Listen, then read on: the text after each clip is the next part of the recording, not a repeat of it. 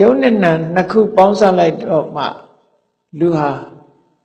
စကားပြောတယ်ရည်တယ်ငိုတယ်လှုပ်ရှားတယ်ဆိုတာဖြစ်လာတာအဲရုပ်နဲ့နာနဲ့တစ်ခုစီခွဲထားလိုက်လို့ရှိရင်ခွဲလိုက်တာနဲ့တပြိုင်နက်ဘာမှလှုပ်ရှားမှုပြောဆိုမှုဆိုတာဘာမှမရှိဘူးနှစ်ခုပေါင်းစပ်လိုက်တဲ့အခါလှုပ်ရှားဥပမာဘာနဲ့တူတော့ဆို robot ဆိုတဲ့စက်ရုပ်ကလေးလိုပဲစက်ရုပ်ကလေးဟာကရိယာအစုံတက်ဆင်ပြီးတော့ထားလိုက်တဲ့အခါမှာ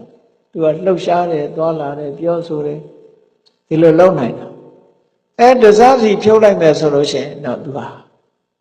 ဘာမှလှုပ်ရှားမှုဆိုတာဒီမဖြစ်နိုင်ဘူးတဲ့အဲ့ဒါလိုပဲအလုံးချုံငုံပြီးတော့တေချာစဉ်းစားကြည့်လို့ရှိရင်ဘုန်းကြီးတို့တွေရဲ့တဏ္ဍာမရှိတဲ့ရုပ်နဲ့နာဒီနှစ်ခုဟာရုပ်ကြည်တက်တက်လည်းဘာမှမလုပ်နိုင်ဘူးနာညိတက်တက်ကလည်းဘာမှမလုပ်နိုင်ဘူးရုပ်နဲ့နှစ်ရပ်ပေါင်းစပ်လာတဲ့အခါကျတော့မှသွားတယ်လာတယ်စားတယ်တောက်တယ်ဆိုတာဖြစ်လာတာအဲ့ဒီသဘောလေးကိုမြင်အောင်ကြည့်ဖို့လိုတယ်ဒီနှစ်ခုပေါင်းစပ်ပြီးတော့ရုပ်ကိုငါလို့ပြောမလားနာကိုငါလို့ပြောမလားပြောရင်တစ်ခုခုကိုပြောတော့မယ်အဲ့ဒီပြောသမျှဟာတွေဟာငါဆိုတာတစ်ခုမှမဟုတ်ဘူးငါလို့ပြောစရာမရှိဘူးဘာကြောင့်တော့ဆိုဆိုင်ရာအကြောင်းတွေကြောင့်ဖြစ်ပြီးတော့ဖြစ်ပြီးပြည့်နေတဲ့သဘာဝတရားကြီးများတာဖြစ်တယ်ငါလို့ငါပိုင်တာလည်းမဟုတ်ဘူးငါလည်းမဟုတ်ဘူးငါမရှိဘူးငါမရှိသည့်အတွက်ကြောင့်ငါဟာဆိုတာလည်းမရှိဘူးလို့ဒီလိုဆိုလိုတာနော်အဲ့ဒီမှာမြတ်စွာဘုရားကဒါကဝိပဿနာဉာဏ်နဲ့ဆင်ခြင်မှသိနိုင်တယ်ယထာဘုဒ္ဓဉာဏ်နဲ့ဆင်ခြင်ဖို့လိုအပ်တယ်ပေါ့တာမန်အသိဉာဏ်နဲ့တော့မသိနိုင်ဘူးတာမန်အသိဉာဏ်နဲ့ဆိုလို့ရှိရင်ဟေ့ငါဆိုတာဘယ်ဟာလဲလို့ဆိုရင်ကိုယ့်ကိုလက်ညှိုးထုတ်ပြီးဒါငါပဲလို့ပြောကောင်းပြောလိမ့်မယ်ပေါ့သို့တော့အဲ့ဒီသူလက်ညှိုးထိုးလိုက်တဲ့အရာဝတ္ထုကြီးတစ်ခုဟာသူစိတ်တိုင်းညာတစ်ခုမှဖြစ်မလာမှလည်းမဟုတ်ဘူးသူလှုပ်ထားတာလည်းမဟုတ်ဘူးသူနဲ့လည်းသက်ဆိုင်တာလည်းမဟုတ်ဘူး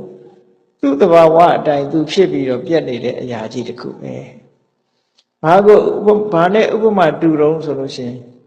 ကိုယ်ဘေးမှာရှိနေတဲ့တစ်ပင်ကြီးတစ်ပင်ကိုငါလို့ပြောတာနဲ့သွားတူနေတယ်ပေါ့တစ်ပင်ကသူ့ဟာသူမျိုးစေ့ကနေသူ့ဟာသူပေါက်လာတာပေါက်လာပြီးတော့သူ့ဟာသူပဲကြီးထွားပြီးတော့နောက်ဆုံးကြတော့ဒီတစ်ပင်ဟာသေချိန်တန်သေသွားတာအဲ့ဒီဟာကိုသွားပြီးတော့တစ်ပင်ကိုငါလို့သွားယူဆတယ်လို့ဖြစ်တာပေါ့အဲ့တော့လူရဲ့ခန္ဓာမှာရှိတဲ့ရုပ်တည်နံတွေဟာလည်းပဲဒီသဘောပဲသူ့သဘာဝနဲ့သူဖြစ်နေတာသူမျိုးစေ့ကြောင့်သူပေါက်လာတာပေါက်လာပြီးတော့အချိန်မရွေးသူကပျက်စီးနေတဲ့အရာတစ်ခုသာလည်းဖြစ်တယ်ပြောင်းလဲနေတဲ့အရာတစ်ခုသာဖြစ်တယ်သို့တော်လူတွေရဲ့စိတ်ထဲမှာဒါရှိနေတယ်လို့ထင်နေကြတယ်ပေါ့တကယ်ကတော့ရှိနေတာမဟုတ်ဘူးသာဝရရွေလျားပြီးတော့နေတဲ့အရာတစ်ခုဖြစ်ပြီးရင်ပြတ်သွားလို့ရှင်နောက်တစ်ခုကဆက်ပြီးတော့အစားထိုးနေတာအဲ့ဒီအစားထိုးနေတာတွေကိုတူတူပဲလို့သူတွေရဲ့အမြင်ထဲမှာမှားယွင်းပြီးတော့နေတာဒီလိုဆိုလို့